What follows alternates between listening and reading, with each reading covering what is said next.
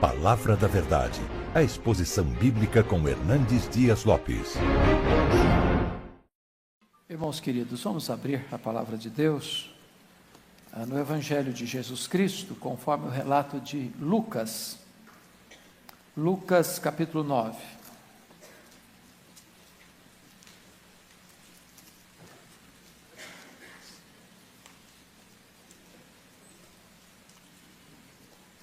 A partir do verso 28, Lucas 9, 28.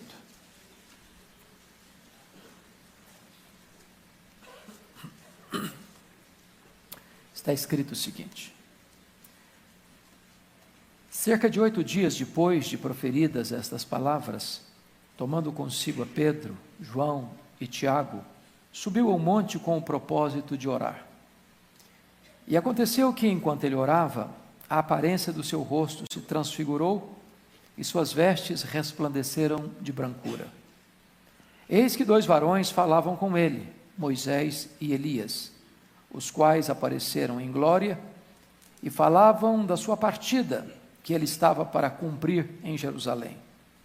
Pedro e seus companheiros achavam-se premidos de sono, mas conservando-se acordados, viram a sua glória e os 2 varões que com ele estavam. Ao se retirarem estes de Jesus, disse-lhe Pedro: Mestre, bom estarmos aqui. Então façamos 3 tendas, uma será tua, outra de Moisés e outra de Elias, não sabendo, porém, o que dizia. Enquanto assim falava, veio uma nuvem e os envolveu. E encheram-se de medo ao entrarem na nuvem. E dela veio uma voz dizendo: Este é o meu filho, o meu eleito, a ele ouvi. Depois daquela voz, achou-se Jesus sozinho. Eles calaram-se e naqueles dias a ninguém contaram coisa alguma do que tinham visto. No dia seguinte, ao descerem eles do monte, veio ao encontro de Jesus grande multidão. E eis que dentre a multidão surgiu um homem dizendo em alta voz: Mestre, suplico-te que vejas meu filho, porque é o único. Um espírito se apodera dele, e de repente o menino grita, e o espírito o atira por terra, convulsiona-o até espumar, e dificilmente o deixa depois de o ter quebrantado. Roguei aos teus discípulos que o expelissem, mas eles não puderam. Respondeu Jesus: Ó geração incrédula e perversa, até quando estarei convosco e vos sofrerei? Traze o teu filho. Quando se ia aproximando, o demônio o atirou no chão e o convulsionou. Mas Jesus repreendeu o espírito imundo, curou o menino e o entregou a seu pai. E todos ficaram maravilhados ante a majestade de Deus.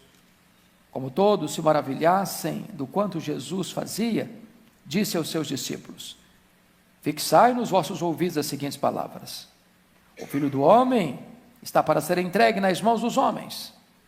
Eles, porém, não entendiam isto. E foi-lhes encoberto para que o não compreendessem, e temiam interrogá-lo a este respeito. Amém.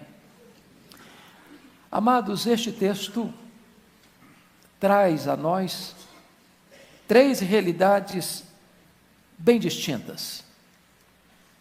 3 tipos de comportamento espiritual bem distintos. O primeiro deles, a postura de Pedro, Tiago e João, que sobem este monte da transfiguração com Jesus.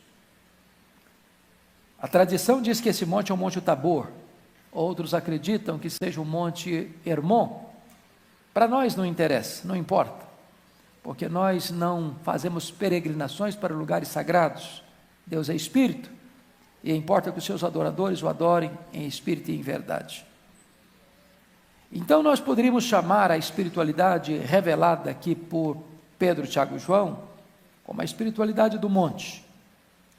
Mas dos discípulos, 9 ficaram no sopé do monte, lá no vale, quando eles são envolvidos por uma grande multidão que trazem uma necessidade urgente. Um pai aflito pede para que os discípulos curassem o filho único que estava endemoniado, e a Bíblia diz que eles não puderam.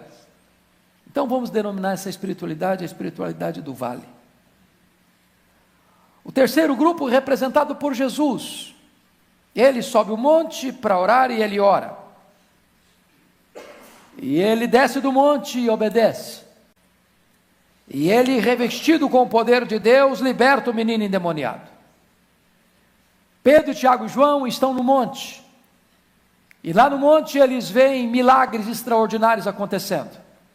Aliás, 4 milagres aconteceram. Jesus é transfigurado na presença deles. Segundo lugar, Moisés e Elias aparecem em glória conversando com Jesus. Terceiro milagre, uma nuvem luminosa os envolve. E quarto, de dentro da nuvem, surge uma voz divina dizendo: este é o meu filho amado, meu eleito, a ele ouvi. Mas essa espiritualidade, embora pise no terreno do extraordinário e veja os milagres insólitos, eles estão desprovidos de discernimento. Então, vamos denominar a espiritualidade de Pedro, Tiago e João como a espiritualidade do monte, o êxtase sem entendimento. Vamos descer ao vale, lá estão os 9 discípulos. A multidão se acerca dos discípulos, e diz o evangelista Marcos, texto paralelo deste, que os escribas estavam discutindo com os discípulos. E eles, ao serem procurados por esse pai aflito, não têm poder para libertar o menino, porque eles estão mudando o foco. Em vez de fazer a obra, estão discutindo a obra, com os inimigos da obra. Então vamos classificar essa espiritualidade, a espiritualidade do vale, a discussão sem poder. E vamos olhar a espiritualidade revelada por Jesus. Ele sobe o monte para orar e ele ora. Ele desce o monte para obedecer, ele obedece. E ele, diante de uma necessidade premente, um menino endemoniado, ele o liberta. Então vamos caracterizar a espiritualidade de Jesus como a espiritualidade da oração, da obediência e do poder. Chama a atenção de vocês então para o primeiro quadro, a espiritualidade do monte, êxtase sem entendimento. Notem vocês que Jesus subiu o monte para orar, e ele ora, e os discípulos dormem. O que dá prazer em Jesus, dá cansaço neles. O que é o deleite de Jesus, é um peso para eles. O que é a alegria de Jesus, provoca sonolência neles. É hora de você sondar o seu coração, para saber que tipo de postura você tem quando entra na casa de Deus. Com deleite? Com prazer? Você tem noção de que os céus estão abertos? De que você é sacerdote? Que a cortina, que o véu foi rasgado e você tem livre acesso? Ou quando você entra na casa de Deus, há cansaço, há sono, há dispersão, há desatenção. Segunda coisa, aqueles discípulos começaram a ver milagres estupendos no topo da montanha. Eles pisaram no terreno sobrenatural. Eles viveram na região do milagre. 4 fatos insólitos, extraordinários, espetaculares, acontecendo diante dos olhos deles. A Bíblia diz que Jesus foi transfigurado, que o rosto de Jesus brilhava como o sol, que as vestes de Jesus brilhavam como a luz. Marcos diz que nenhum lavandeiro da terra poderia alvejar roupa daquela maneira. De repente, Moisés e Elias aparecem em glória, conversando com Jesus sobre a sua partida para Jerusalém, sobre a sua morte. De repente, uma nuvem cheia de luz os envolve, os envelopa. E de repente eles escutam de dentro da nuvem aquela voz divina: este é o meu filho, o meu eleito, a ele ouvi. Vendo milagres, mas desprovidos de discernimento espiritual. Isso para nós é emblemático, sabem por quê? Porque nós vivemos numa geração que anda à procura de milagres, ávida por milagres, achando que se nós enxergássemos mais milagres, nós creríamos mais. Isso não é um fato, sabem por quê? A fé não vem pelo milagre, a fé vem pelo ouvir, e ouvir a palavra de Deus. No topo desta montanha, 3 gerações estão representadas: a geração de Moisés, a geração de Elias e a geração dos apóstolos. Leia sua Bíblia e você verá, foram as 3 gerações que mais viram milagres na história, e foram as 3 gerações mais incrédulas da história. Mas mais, eles estão vendo milagres, mas estão desprovidos de discernimento. Qual a a primeira coisa que eles não discernem? Eles não discernem a centralidade da pessoa de Jesus. Quando Pedro diz assim: mestre, bom estarmos aqui, nós vamos fazer o seguinte, nós vamos fazer 3 tendas, uma vai ser tua, outra de Moisés, outra de Elias. O Pedro achava que ele estava no controle da situação, quando a Bíblia diz que ele nem sabia o que estava falando. E por que ele não sabia o que estava falando? Uma grande bobagem ele estava falando. Naquele momento Pedro estava comparando e equiparando Jesus a Moisés e a Elias, ao representante da lei e ao representante dos profetas. Mas Jesus não é apenas um grande homem, ele é o próprio Deus entre os homens, ele é único, ele é singular, ele é incomparável. Quanta gente hoje que fica tão empolgada com os milagres, mas a sua mente está vazia de entendimento de quem é Jesus, a supremacia de Jesus. Mas em segundo lugar, irmãos, eles estão vendo milagres, mas eles não discernem a centralidade da missão de Jesus. Confira comigo o versículo 31 aí, sobre que pauta, sobre que agenda Moisés e Elias conversaram com Jesus naquela montanha. O texto está escrito, que conversaram com ele sobre a sua partida para Jerusalém. A palavra no grego aqui, partida, é a palavra êxodos. Êxodos. E o êxodo foi o momento histórico da libertação de Israel daquela amarga escravidão no Egito. O que Moisés e Elias estão conversando com Jesus é sobre a cruz. A partida dele aqui para Jerusalém não era para uma das outras festas que haveriam de acontecer em Jerusalém, mas na última viagem dele para Jerusalém, para a festa da Páscoa, onde ele seria preso, onde ele seria condenado, onde ele seria crucificado.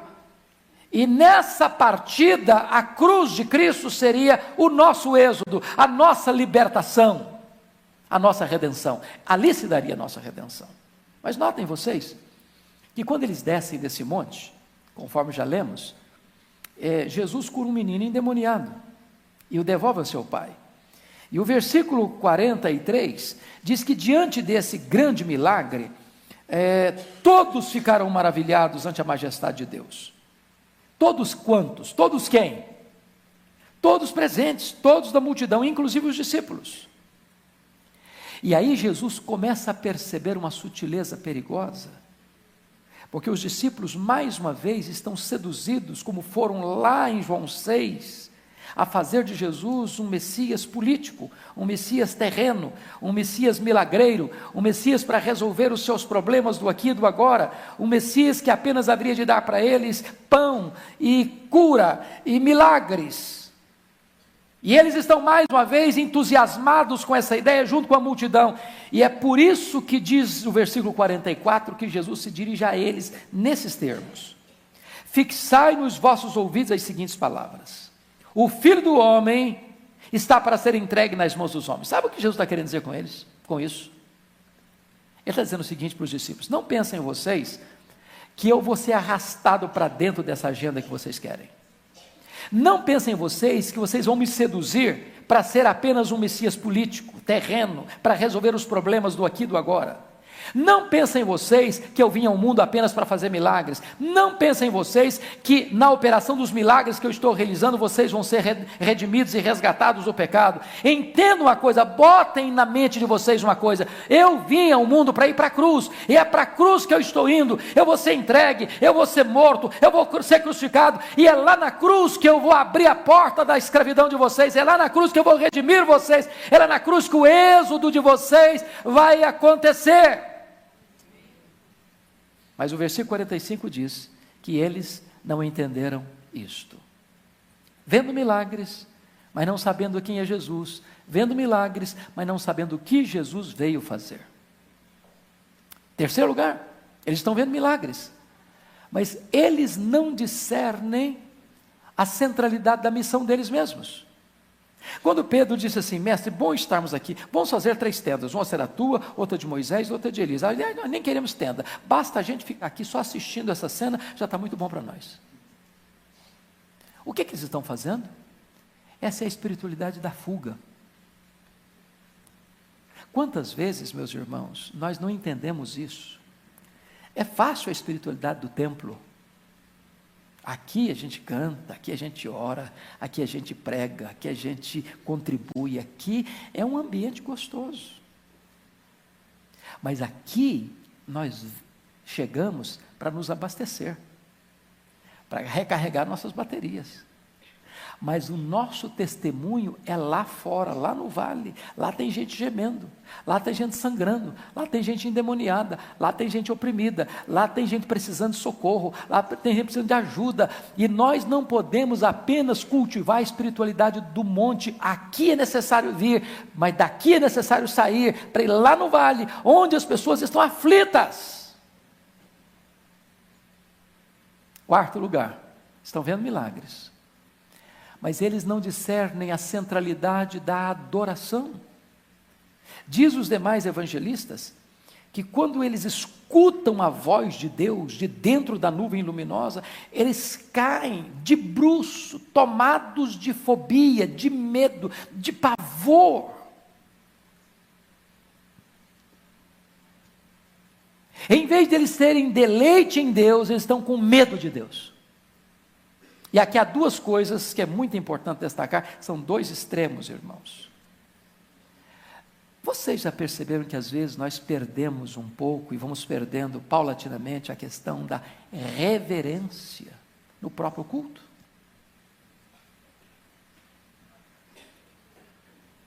Entender que quando você entra nessa casa, isso aqui não é um lugar comum, de tijolo, de pedra, como qualquer outro lugar. Mas nós chamamos esse lugar onde nós servimos e adoramos a Deus de casa de oração, de casa de Deus.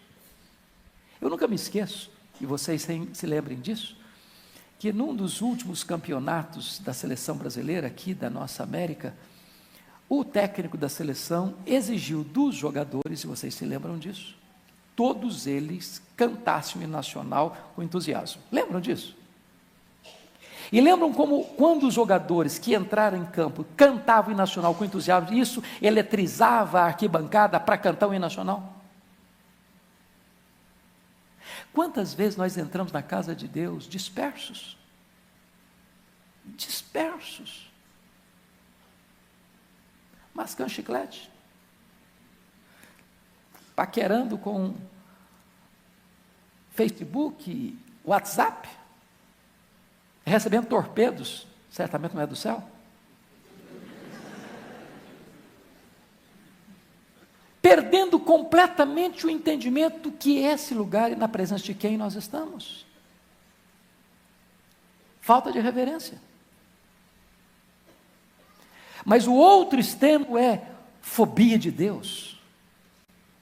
Às vezes até, na melhor das intenções, os pais querem disciplinar seus filhos. Eu achei muito engraçado, o último voo que eu fiz agora, essa semana, final da semana passada, tinha um menino muito peralta, e a mãe não estava conseguindo dar conta dele. Vocês acham que tem menino peralta hoje? Aí a mãe disse o seguinte para o menino: se você não se comportar, o piloto não vai te levar, você vai ficar aqui, a mamãe vai embarcar sozinha, você vai ficar aqui sozinho. Eu entendi o que ela quis dizer para o menino, mas vocês acham que ela foi feliz na abordagem? Outras mães, se você não se comportar, Deus vai te castigar, menino. Qual a noção que o menino vai ter de Deus? De um guarda cósmico, está com um porrete na mão. Qualquer cochilada, pau na sua muleira. E aí quando esse menino tiver algum problema na vida, para quem que ele vai correr? Para Deus? De jeito nenhum, você está doido? Deus está com o porrete na mão. Quando na verdade nós devíamos ter uma consciência de que Deus é santo, santo, santo, mas também ter a noção de que Ele é um Pai amoroso, que nos apanha na nossa dor, na nossa aflição, para nos abraçar, para nos curar, para nos restaurar e para nos perdoar. Bom, espiritualidade do monte, êxtase sem entendimento, vendo milagres, mas não discernindo quem é Jesus, o que Ele veio fazer, o que nós devemos fazer e como devemos adorar. Agora vamos descer do monte, vamos para o vale. A espiritualidade do vale, discussão sem entendimento. Diz Marcos, texto paralelo desse, que esses discípulos que ficaram, os 9 que ficaram, estão discutindo com os escribas. Quem eram os escribas? os inimigos históricos de Jesus, os opositores do ministério de Jesus. E eu posso lhes garantir que tem hora para se discutir, sim. Nós temos até uma matéria no seminário chamada de apologética. Então tem hora que você precisa discutir a sua fé para dar razão da esperança que há em você. Mas aqui há um perigo.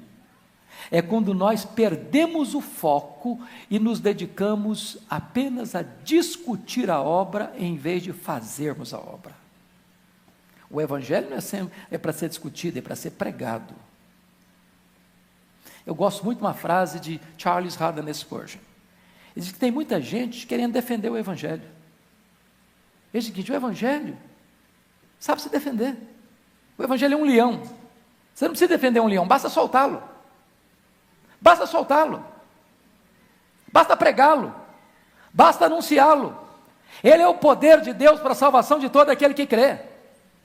Então nós não podemos jamais, irmãos, perder o foco de desviar nossa atenção para os opositores, para aqueles que querem apenas discutir ideias, para aqueles que apenas querem discutir opiniões, para aqueles que querem fazer um cavalo de batalha em este, naquele outro ponto. Nós precisamos entender que o Deus nos chamou para fazer a obra e não para discutir a obra. Agora, notem comigo que enquanto os discípulos estão lá discutindo a obra, tá? Tem gente sofrendo, buscando ajuda.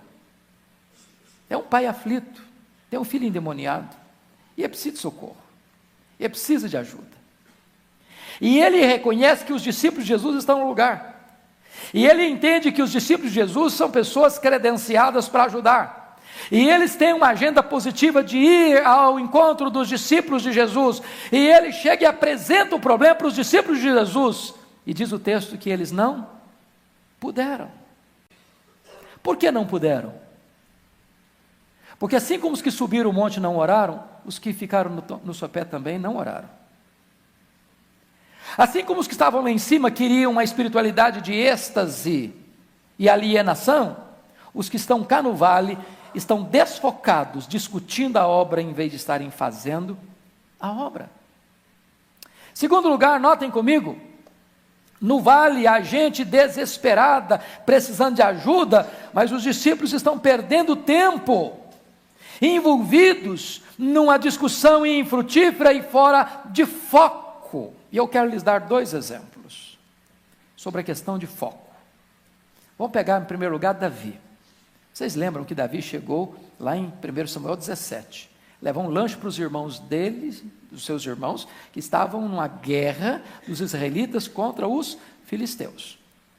E aí ele chega na hora da debandada geral, da soldadesca de Saul, já tem 40 dias, que 2 vezes por dia o Golias aparece, desafia os soldados de Israel, e eles se acovardam, e eles ensarilham as armas, e com as pernas bambas fogem. Aí Davi chega nesse momento, quer saber o que está acontecendo. E Davi pergunta, mas quem é esse incircunciso filisteu para afrontar os exércitos do Deus vivo? E se dispõe a enfrentar o gigante. Aí se aproxima dele o irmão mais velho dele, Eliabe, e fica irritadíssimo com ele. E pergunta assim, mas quem é você? Você não passa de um pastorzinho, de poucas ovelhas lá no deserto? E vem aqui querer bancar uma de valentão, tem um exército inteiro fugindo desse homem, e você quer enfrentá-lo sozinho? Quem é você, menino? Bem conheço a tua presunção, vieste aqui apenas para olhar a peleja. E diz a Bíblia que Davi saiu dele, fugiu dele, foi falar com outras pessoas. Sabe o que significa isso? Se você ficar dando ouvidos aos críticos, você perde o foco. Deus não chamou você para discutir com os críticos, Deus chamou você para enfrentar os gigantes. Deus chamou você para fazer a obra. Não perca o foco. Deixa eu lhes dar um segundo exemplo. Diz a Bíblia que Neemias está reconstruindo Jerusalém. E lá estão os samaritanos, lá estão os opositores da obra de Deus, e eles tentaram diversas formas de impedir o avanço da obra, eles ficaram irados, eles ameaçaram, eles espalharam boatarias, eles tentaram de tudo. Quando perceberam que todas as estratégias estavam entrando em completo fracasso, eles chamaram Neemias para uma mesa redonda. Vem cá, Neemias, vamos conversar. Vamos sentar aqui. Neemias respondeu assim: eu estou fazendo uma grande obra e eu não posso descer. Eu estou focado no que eu estou fazendo. Eu não posso me distrair. É o que o apóstolo Paulo disse: uma coisa eu faço, esquecendo-me das coisas que para trás fico, prossigo para o alvo, para o prêmio da soberana vocação de Deus. Não perca o foco. Faça a obra enquanto é tempo. Mas notem comigo, no vale, enquanto os discípulos discutem a um poder demoníaco em ação, sem ser confrontado. Se você lê o relato desse pai, diz a Bíblia que um espírito demoníaco pega esse menino e o joga na terra, ora o joga no fogo, ora o joga na água, e ele rilha os dentes, e ele espuma, e dificilmente o espírito maligno deixa, antes de deixá-lo todo quebrado. Você já imaginou essa cena? E aí Jesus pergunta assim para o pai: desde quando esse menino está assim? Qual foi a resposta do pai? Desde a sua infância. E quando você vai para o grego e olha a palavra infância lá no grego, a palavra lá é brefos. E brefos descreve desde a vida intrauterina até a primeira infância. Agora pense comigo essa cena. Esse menino é o 10º filho? Não, é filho único. Pense comigo, o que é um pai e uma mãe ver uma cena dessa? O menino está brincando com os coleguinhas. De repente o demônio pega e ele sai desesperado, se atira no fogo. Tem que correr lá, cheio de queimadura. O menino está em casa, sai correndo desesperado, se atira na água. Alguém tem que pular lá, senão ele morre afogado. De repente está a família reunida, o menino sai desesperado, tomado por espíritos malignos, e se quebra todo na terra, rilhando os dentes. Esse poder maligno, irmãos, ele vem para roubar, para matar e para destruir. Vocês já pararam para perceber qual o investimento enorme que o maligno faz hoje para pegar as crianças? Eu não sei se vocês concordam comigo, mas toda vez que eu vou olhar os programas infantis na televisão, eu fico perplexo. Perplexo, porque é tanta cena violenta dos desenhos, tanto ocultismo, tanto demonismo infiltrado ali, que você pensa, mas qual é a mente que concebe um programa desse para criança?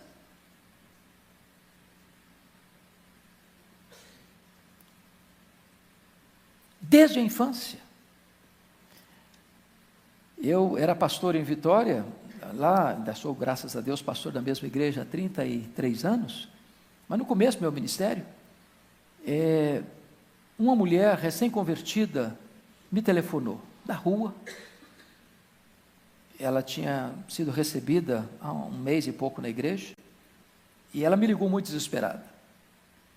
Ela disse: pastor, eu estava caminhando pela rua, quando a minha menina no meu colo, de 2 anos, desfigurou o rosto, e olhou para mim, porque eu estava cantarolando uma música, um cântico espiritual, e começou a blasfemar do nome de Deus. E eu tomei um susto, pensando que a minha filha tivesse um surto psicótico. Dali mesmo já levei para o psicólogo, examinou, não achou nada. Levei para o psiquiatra, examinou, não achou nada. E eu não sei o que eu faço. E eu disse assim: traz a sua filha para cá. A mãe chegou, o gabinete pastoral. Eu do lado de cada mesa, a mãe se assentou do lado de lá da mesa. E eu conversando com a mãe, e a menina de 2 anos no colo dela, me olhando assim, com suas olhando por cima do óculos, assim, aquele olhar pesado, denso. Quando eu comecei a falar do nome de Jesus, essa menina pulou do colo da mãe, completamente desfigurada, e começou a falar palavras terríveis de blasfêmia contra Cristo, serpenteando no carpete da sala como se fosse uma serpente. E eu clamei pelo nome de Jesus, repreendi aquele espírito maligno, a menina ficou livre pela graça de Deus. E eu perguntei: mamãe, me conta a história dessa criança. Ela disse: o pai dessa criança, que não convive mais comigo, era um bandista, e quando eu estava grávida, ele consagrou essa criança para os guias, nós entendemos, para os demônios. Aqui está uma criança que está sendo tomada por espíritos malignos desde a infância. Desde a infância. E os discípulos não puderam libertar essa criança. Filho único, crueldade. Os discípulos não puderam porque estavam discutindo. E sabe, amados, os discípulos, enquanto discutem, os poderes das trevas estão agindo sem serem confrontados. Mas por que eles não têm poder? Qual o problema deles? Eles ficaram tão perplexos com isso que chegaram depois e perguntaram: mas Jesus, por que é que nós não conseguimos? E Jesus respondeu para eles: esta casta não sai senão com oração e jejum. Há demônios e demônios, diz o Dr. Mark Lloyd Jones no seu livro O Combate Cristão. Nem todo enfrentamento tem o mesmo nível de resistência. As vitórias de ontem não servem para hoje. Esses discípulos já tinham recebido vitórias esplêndidas em outras situações, a ponto de, numa das jornadas que fizeram junto com outros discípulos, retornaram para Jesus com muita alegria e disseram: Senhor, até os demônios se nos submetem. E Jesus diz: alegrai-vos antes, porque o vosso nome está escrito no livro da vida. Mas agora eles não podem, porque a vitória de ontem não serve para hoje. Ontem você foi cheio do Espírito Santo, hoje você precisa ser novamente. Ontem você teve vitórias, hoje você precisa andar com Deus de novo. As vitórias do passado não são garantias de vitórias no presente. Todo dia nós precisamos do revestimento do poder do Espírito Santo na nossa vida.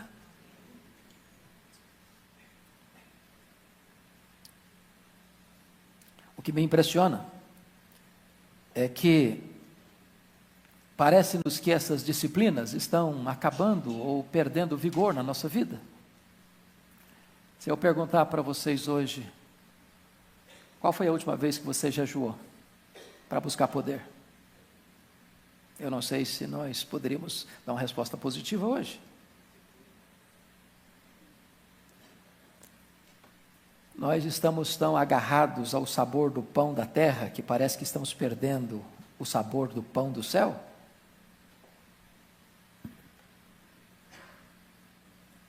E quando os discípulos de João Batista perguntaram: por que nós jejuamos, os seus discípulos não jejuam? E Jesus disse: vai chegar um tempo que eles vão jejuar. Agora eles não jejuam porque eu estou com eles. E quando o noivo está na festa, não se jejua numa festa de casamento. Festa de casamento é para se alegrar e para comer. Mas eu vou partir. E nesse tempo eles vão jejuar. E parece-nos que Jesus partiu e nós não entendemos que ainda chegou o tempo de jejuar. Mas determinadas batalhas, irmãos, só vão ser desatadas na nossa vida quando nós nos confrontarmos, nos concentrarmos em oração e jejum. Tem batalha na sua vida que você não vence com argumentos. Você não vence com o seu conhecimento. Você não vence com a sua experiência. Tem batalhas na vida, irmãos, tem nós na nossa existência que vão ser desatados apenas quando nós dobrarmos os joelhos e buscarmos a face de Deus e entendermos que nós precisamos de revestimento de poder.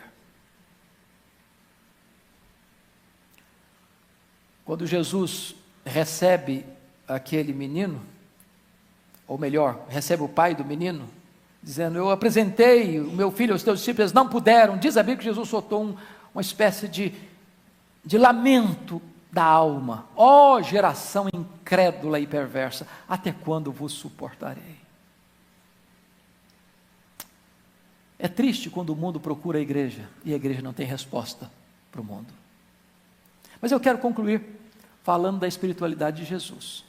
Ele sobe para esse monte para fazer o quê? Para orar. O que é que ele faz? Ele ora. Porque ele ora, o seu rosto resplandece, suas vestes resplandecem.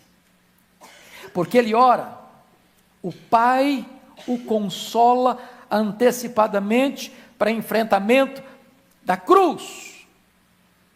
Eu acho isso tão lindo. Porque, irmãos, todos nós temos lutas na vida. Não podemos comparar a luta que Jesus enfrentou, que é o Calvário. Foi único. Mas nós temos as nossas lutas. Se você não tem vida de oração, quando chegar a luta você se desespera. Você não tem forças. Você não tem poder. Porque Jesus orou, o Pai veio para consolar. Este é o meu filho, o meu amado. A ele ouvi. Segundo, porque Jesus orou, o Pai o defendeu. Olha que coisa interessante. Quando Pedro comete aquele deslize teológico, comparando-o a Moisés e Elias, Jesus não se defende. Mas o Pai sai em sua defesa, dizendo, este é o meu filho, o meu eleito, a ele ouvi. Você não precisa se defender, você precisa andar com Deus. Porque quando você anda com Deus, Deus defende você. Vida de oração. Terceira coisa que marca a espiritualidade de Jesus aqui é a obediência. Eu volto a perguntar para vocês, sobre que assunto Moisés e Elias conversaram com ele? Sobre a sua partida, sobre a sua morte. Sobre a sua morte. Quando ele desce desse monte, a multidão está pronta lá para incensá-lo e tirá-lo do caminho da morte, fazer dele um Messias político. Ele resolutamente diz para os seus discípulos, prestem atenção, fixai nos ouvidos de vocês isso. O Filho do Homem vai ser entregue nas mãos dos homens, eu estou indo para a cruz mesmo. Isso ficou tão claro, e vocês podem conferir comigo no versículo 51, olha aí por favor. E aconteceu que, ao se completarem os dias em que devia ser assunto ao céu, manifestou no semblante a intrépida resolução de ir para Jerusalém. Eu acho isso maravilhoso, porque a obediência de Jesus era tão eloquente, que isso retratava-se no rosto dele. Todo mundo podia ler isso no rosto dele. Ele está indo para Jerusalém, ele está indo para a cruz, ele não está dando marcha ré diante desse desafio da vida. Olha o verso 53. Mas os samaritanos não o receberam, porque o aspecto dele era de quem decisivamente ia para Jerusalém. Obedecer, mesmo sabendo que está indo para a morte. Obedecer, mesmo sabendo que está indo para o sacrifício. Obediência não se negocia. Não se negocia. Você precisa fazer o que Deus determinou que você faça. Finalmente, irmãos, a espiritualidade de Jesus é a espiritualidade do poder. Aquele pai traz o seu filho endemoniado para os discípulos, eles disseram, nós não podemos. O pai disse, eles não puderam. Aí Jesus diz, ó geração incrédula e perversa, até quando vos suportarei? Trazer o teu filho. E diz a Bíblia em Marcos, que é o texto paralelo desse, que Jesus dá uma ordem para os demônios, sai deste menino e nunca mais tornes a ele. Preste atenção que não é apenas uma ordem, é uma ordem com um adendo.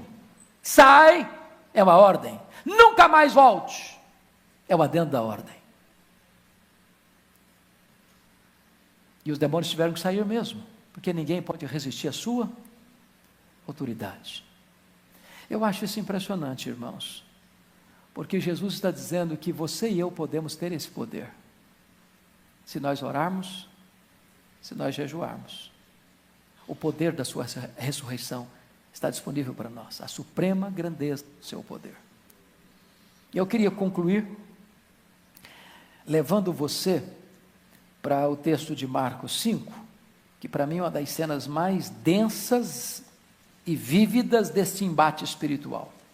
Quando Jesus chega em Gadara, território gentio, que era uma das cidades da Decápolis, das 10 cidades daquela região gentílica, diz a Bíblia que ele, ao desembarcar, depois de uma tempestade, de noite, num despenhadeiro, tem um cemitério.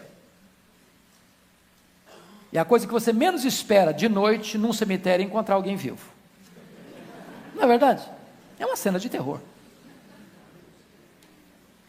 Mas lá tem um homem, nu, doido, lunático, gritando, se ferindo com pedras, violento, entre os sepulcros, dentro do cemitério. E quando Jesus está desembarcando, este homem endemoniado corre e se prostra diante de Jesus. Reconhece que ele é Deus. E diz, não nos mande para fora do país.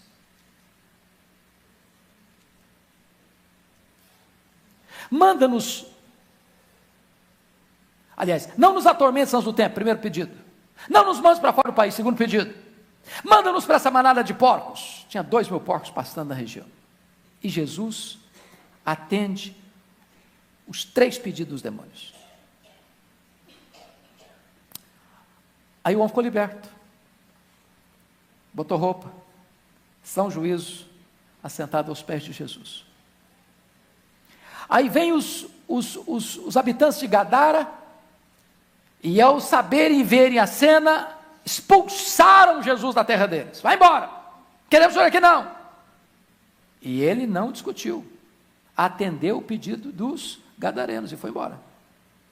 Aí o homem que tinha sido curado e liberto, diz para Jesus assim: deixa eu ir agora com o senhor, me permita fazer parte da tua caravana, fazer parte dos teus discípulos. E Jesus negou, disse: não, vai para os teus e conta a eles tudo quanto o Senhor fez por ti.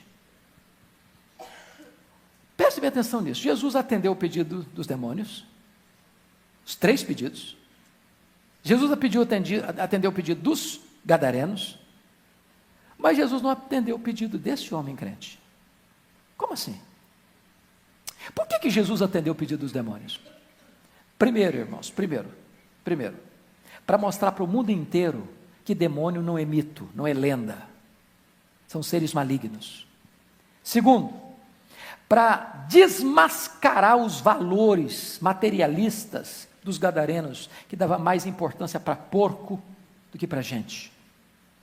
Terceiro, para revelar para o mundo inteiro que ele, Jesus, é quem tem todo o poder.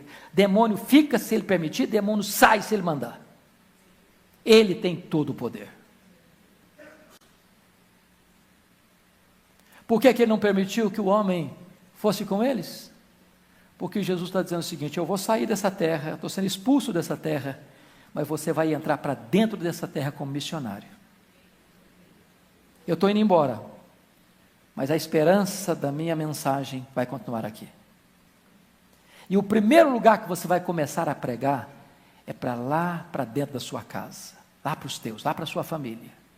Porque onde você foi problema, você vai ser solução. Onde você provocou lágrimas, você vai trazer consolo. Onde o diabo cirandou com a sua vida, você vai ser um agente do reino de Deus.